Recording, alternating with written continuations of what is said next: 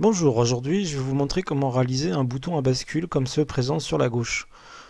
Donc on va démarrer, pour l'instant j'ai réalisé ça sous Photoshop parce que j'utilise Photoshop tous les jours au niveau du travail. Donc par un fichier d'une taille de 300 par 300, donc peu importe la taille, hein, c'est pas le plus important. Je vais utiliser des fonctions cadres qui peuvent être des sélections sur un autre logiciel, des dégradés et on va dire des pinceaux avec une opacité et une diffusion assez faible. Tout peut être réalisé sur un autre logiciel. Donc là, voilà, on va réaliser un cadre avec des bords arrondis. Donc je sais, j'ai vu sous Paint que c'était Paint.net, que ça se faisait. Donc là, on va dupliquer après ce cadre. Donc là, je suis en train de le mettre pour que ça fasse un beau carré. On va le dupliquer pour récupérer le cadre et le redimensionner en gardant un ratio à 1.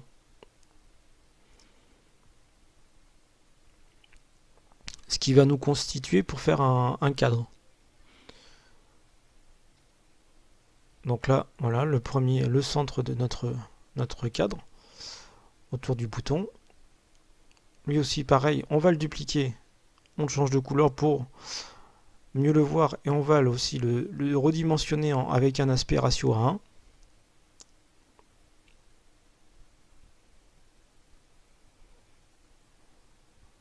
Voilà. Donc là, on va dire que là, pour l'instant, j'ai mon cadre et l'emplacement de mon bouton.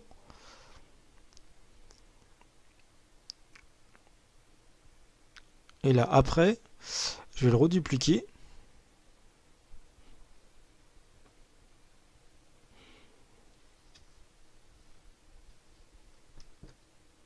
Bon, j'en fais encore une copie au cas où.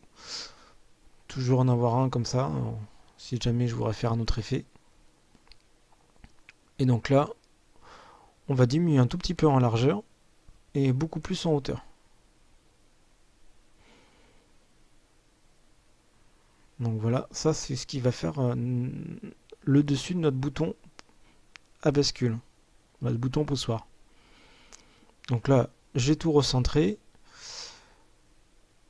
Je vais recentrer mes quatre premiers calques.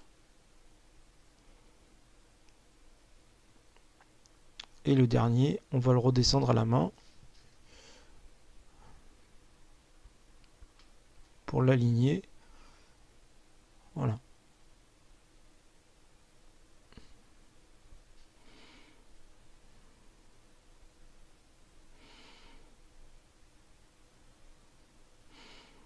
Donc là, ça existe sous Photoshop, donc je vais utiliser des dégradés qui sont directement faits pour gagner du temps, mais autrement sur n'importe quel autre logiciel, Paint, GIMP ou un autre, hein, vous avez les dégradés, hein, donc il n'y a rien d'impossible à réaliser avec un autre logiciel.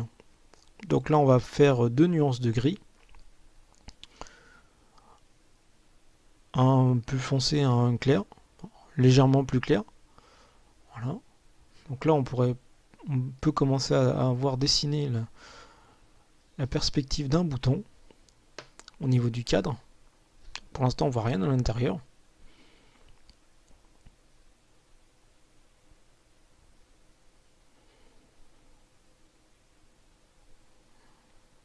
Donc le cadre extérieur étant fait, là, je vais supprimer un des calques que j'avais dupliqué. Donc le calque rouge, en fin de compte, est la constitution intérieure de mon bouton. Donc lui c'est pareil, on va le changer, on va mettre un dégradé à l'intérieur. Là pour l'instant je vous change de couleur. Voilà. Et là je vais mettre un dégradé à l'intérieur et c'est lui qui va représenter la partie qui est cachée quand on bascule le bouton. Donc là je le fais avec un dégradé, mais ça pourrait se faire encore mieux avec un cadre et un pinceau. Voilà.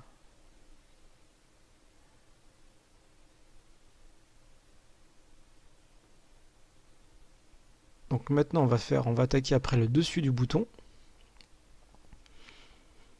Donc c'est pareil, je vais faire un dégradé, mais alors pas dans ce sens-là, je vais inverser. Là, le noir est un peu trop fort, donc on va passer sur des nuances de gris.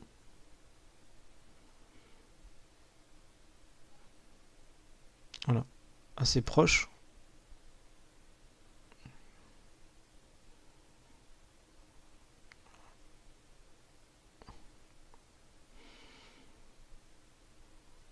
Donc voilà la constitution de mon bouton. Donc un cadre et un bouton.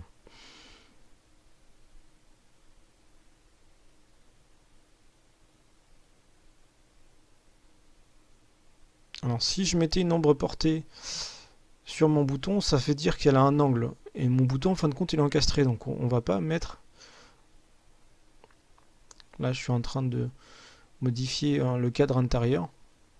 Mettre un peu plus de dégradé pour accentuer l'effet bouton. Et après, je vais vous montrer une ombre qu'on va mettre à l'intérieur.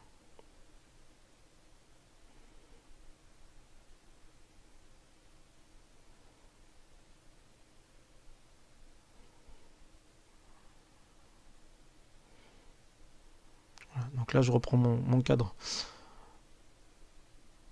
Le bouton, voilà, et le dégradé que je vous parlais tout à l'heure. Voilà, l'ombre portée, en fin de compte, si je mets une ombre portée, elle est orientée sur un angle. Donc en fin de compte, on va pas mettre une ombre portée, je vais mettre plutôt une lumière extérieure qui, elle, se dirige à 360 degrés.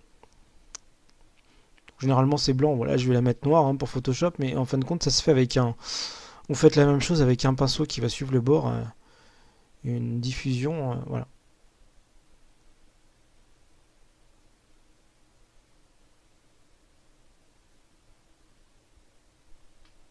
Voilà, c'est vraiment pour accentuer en fin de compte l'ombre du bouton dans son cadre. Vu que normalement il est encastré quoi. Donc c'est vraiment un petit rebord diffusé noir quoi. Sur tout le pourtour.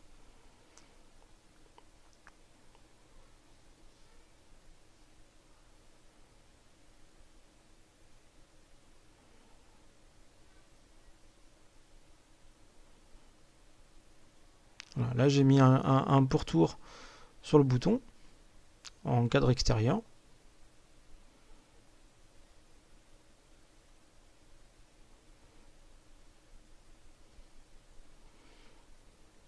Et après, on va passer à la partie luminaire.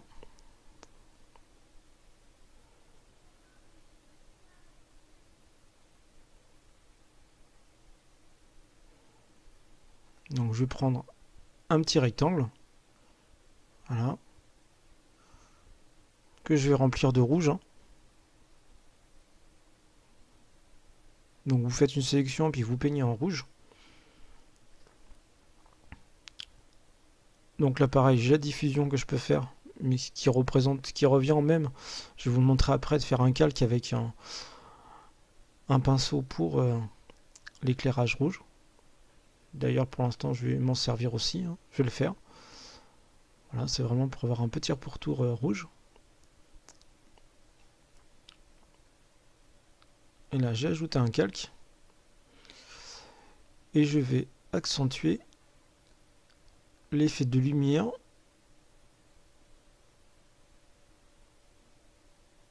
en rouge.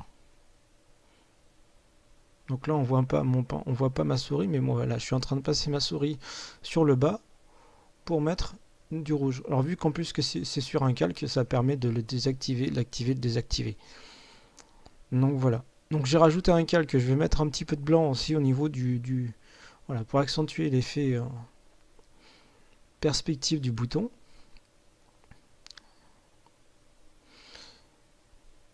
Et donc sur le principe de ce bouton là, c'est que vous avez un cadre que vous pouvez assembler les calques entre eux et la partie intérieure quoi, où il y a le rouge.